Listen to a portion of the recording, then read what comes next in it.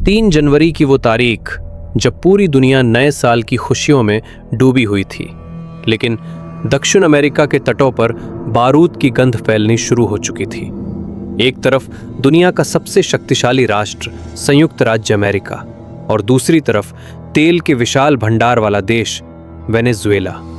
आज की इस डॉक्यूमेंट्री में हम उस एक ही दिन की हर छोटी बड़ी हरकत, हर राजनीतिक संकेत और हर छिपे हुए इरादे का विस्तार से विश्लेषण करेंगे, क्योंकि इतिहास में कई बार युद्ध की शुरुआत गोली से नहीं, संकेतों से होती है। इस संघर्ष की जड़ 3 जनवरी नहीं है। ये कहानी शुरू होती है दशकों पुराने एक सीमा विवाद से।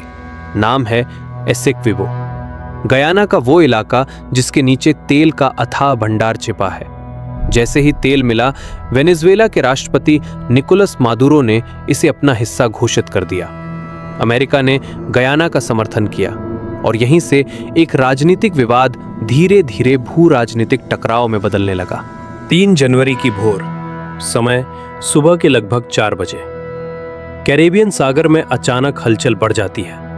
अमेरिकी सैन्य कमान, यूएस साउदर्न कमांड अपनी उपस्थिति तेजी से बढ़ाने लगती है। टोही विमान वेनेजुएला की सीमाओं के पास लगातार उड़ान भरते हैं।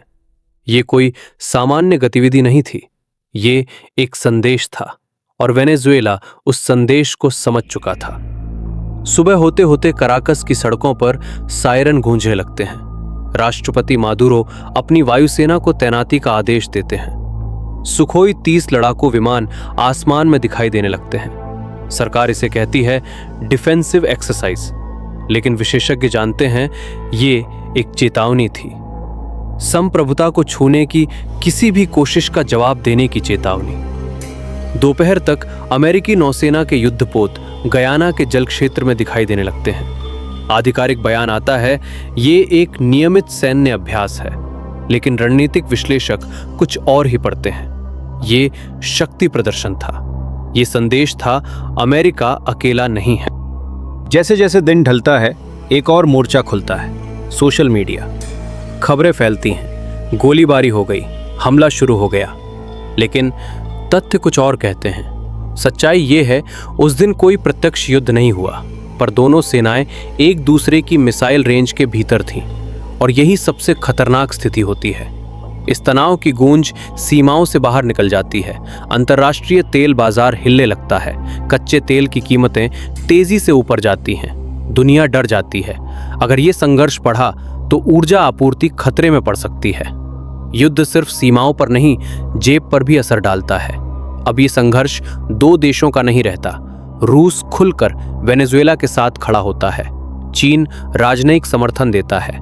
अमेरिका अपने नाटो सहयोगियों के साथ। 3 जनवरी की शाम तक दुनिया एक बार फिर कोल्ड वॉर जैसी स्थिति में पहुंच जाती है। रात गिरते ही एक और खेल शुरू होता है, कूटनीति। ब्राजील और लैटिन अमेरिकी देश बीच बचाव में उतरते हैं। संयुक्त राष्ट्र संयम बरतने की अपील करता है, क्योंकि सब जानते हैं एक चिंगारी बहुत कुछ जला सकती है। तो सवाल उठता है, सही क्या था? अमेरिका ने अपनी शक्ति दिखाई, वेनेजुएला ने अपनी संप्रभुता का दावा किया। गलत क्या था? वो अफवाहें जो युद्ध को हकीकत से बड़ा दिखा रही थीं। ये एक शॉक टैक्टिक थी, पूरा युद्ध नहीं।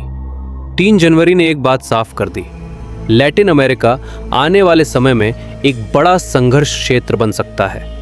अमेरिका और वेनेजुएला के रिश्ते अब उस मोड़ पर हैं जहां से वापसी आसान नहीं। 3 जनवरी की रात तनाव जरूर कम हुआ, लेकिन खतरा पूरी तरह टला नहीं। ये दिन इतिहास में उस क्षण के रूप में याद रखा जाएगा जब दुनिया एक बड़े युद्ध की दहलीज पर खड़ी थी, क्योंकि कभी कभी युद्ध टल जाता है, लेकिन उसकी आहट इतिहास में गूंजती रहती है।